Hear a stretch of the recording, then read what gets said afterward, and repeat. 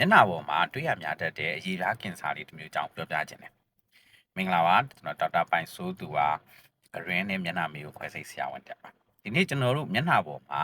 အတွေ့ရများတတ်တဲ့ basal cell carcinoma လို့ခေါ်တဲ့အရေပြားကင်ဆာလေးတစ်မျိုးအကြောင်းပြောပြခြင်းတယ်။ဒီကောင်လေးကကင်ဆာလို့ခေါ်တယ်။သို့ပေမဲ့ကင်ဆာလိုမျိုးပွားများတတ်တဲ့နေရာမှာနေတော့ပွားရတယ်။သူကတခြားခန္ဓာကိုယ်အစိတ်ပိုင်းတွေကိုအဝေးယူပြန့်သွားတာတို့တခြား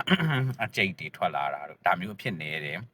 ကင်ဆာလို့ပြောပေမဲ့ကင်ဆာလောက်တော့ကြောက်စရာမကောင်းဘူး။ဒါပေမဲ့ဒီကောင်ကအချိန်ကြာဖြစ်လာတယ်ဆိုလို့ရှိရင်မျက်နှာပေါ်အရေပြားတွေကြွက်သားတွေနောက်ဆုံးအယိုးတွေဒီစားမျက်နှာပုံစံပြည့်ရင်းတဲ့အထိကိုဖြစ်တတ်တယ်ဖြစ်တဲ့သူတွေလည်းတွေ့ခဲ့ဘူးပဲ။အဲဒါကြောင့်မလို့ဒါလေးကိုသတိထားလို့ရအောင်ပြောပြပါမယ်။အရင်ဆုံးတော့မျက်နှာပေါ်မှာပုံမှန်မဟုတ်တဲ့အမဲမှဲ့ကြောက်လို့အမဲခွက်လို့လေးထွက်လာတတ်တယ်။အဲ့ကနေမှတဆင်းဒါမျိုးလေးတွေကိုပြောင်းသွားတတ်တယ်။ပထမထွက်တော့ကတော့အကွက်လေးတည်တည်ပဲတဖြည်းဖြည်းနဲ့ကြီးလာတတ်တယ်။တခါလေကြောက်လို့ရှိရင်လည်းအမဲကြက်ခက်အမဲခွက်အလေးဖြစ်လာတယ်။တခါတလေကြောက်လို့ရှိရင်လည်းအဲ့ဒါလေးကရားလာရင်ကုတ်လိုက်အနာလေးဖြစ်သွားတယ်။အမေအဲ့အနာလေးကနေပြန်ကျက်သွားလိုက်အနာလေးခြောက်သွားအနာဖေးလေးတက်လာလိုက်ပြီးအနာဖေးလေးကွာလိုက်အနာလေးပြန်ဆူလာလိုက်နဲ့မပြောက်တော့ဘူးဖြစ်တတ်တယ်။တဖြည်းဖြည်းနဲ့ကြီးလာတယ်ဒါပေမဲ့မျက်နှာပေါ်မှာမြင်နေကြလို့မှဲ့တို့ကျွန်တော်တို့အမှတ်တို့လိုမျိုးပုံစံထက်စားလို့သူကနားလေးတွေကမညီမညာလေးဖြစ်တတ်တယ်သူကြီးကျင်တဲ့အချိန်ကြလို့ရှိရင်တဖြည်းဖြည်းနဲ့ကြီးလာတတ်တယ်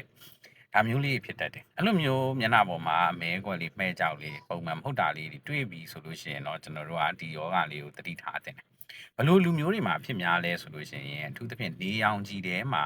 နှစ်ရှည်လများရက်ရှည်လမှာမျက်နှာကိုနေရောင်ခြည်ဓာတ်ရိုက်ထိနေတဲ့သူတွေမှာဖြစ်များတယ်အသက်အရွယ်ကြီးရတဲ့သူတွေမှာဖြစ်များတယ်တခါနေကြလို့ရှိရင်လည်းမျက်နှာကို radiation လို့ခေါ်တဲ့ဓာတ်မှန်တို့ CT တို့ခဏရိုက်ရတဲ့သူတွေအကြာကြီးပေါ့နော်အများနဲ့ရရတဲ့သူတွေမှာလည်းဖြစ်များတယ်နောက်ပြီးလုပ်ငန်းခွင်ထဲမှာ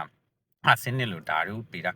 ပစ္စည်းနဲ့အများတန်းထိတွေ့နေရတဲ့လူတွေမှာလည်းအဖြစ်များတယ်။နောက်ပြီး immunosuppression လို့ခေါ်တဲ့ကျွန်တော်တို့ကကိုယ်ခံအားကိုနှိမ်ထားတတ်ရတဲ့လူတွေမှာလည်းအဖြစ်များတယ်။အဲ့တော့ဘလိုမျိုးဆိုလို့ရှိရင်သတိထားရမလဲခုနပြောတဲ့အမဲခွက်လို့ပုံမှန်မဟုတ်တာလေးတွေတခုတွေ့ပြီဆိုလို့ရှိရင်အကြာကြီးနဲ့လည်းမပြောက်သွားဘူး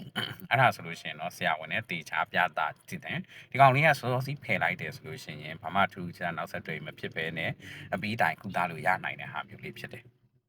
အဲ့ဒါဆိုလို့ရှိရင်တော့အဆင်ပြေသွားမှာပါကျေးဇူးတင်ပါတယ်အဓိကကာဝယ်ရမယ့်အချက်ပေါ့နော်ဘာကာဝယ်မလဲနေရောင်တွေကိုဓာတ်ရိုက်မထိအောင်နေရောင်တွေကိုကျွန်တော်တို့သွားမယ်ဆိုရင်အုတ်ထုတ်တွေထိဆောင်ရမယ်နေရောင်ကလိမ့်စီးတွေလိမ့်ရမယ်ဒါမျိုးလေးတေချာခရူးဆိုင်ပြီးတယ်ဆိုလို့ရှိရင်တော့ဒီယောဂတွေတို့ကာဝယ်ပြီးသားဖြစ်မယ်ဖြစ်လာခဲ့လို့ရှိရင်လည်းစောစီကုသမှုခံယူမယ်ဆိုရင်နောက်ဆက်တွဲတွေကိုမခံစားရတော့ပါကျေးဇူးတင်ပါတယ်လူကြီးမင်းတို့ရဲ့အမြင်အတွေ့အကြုံတွေကိုလည်း comment မှာဝင်ဆွေးနွေးသွားနိုင်ပါတယ်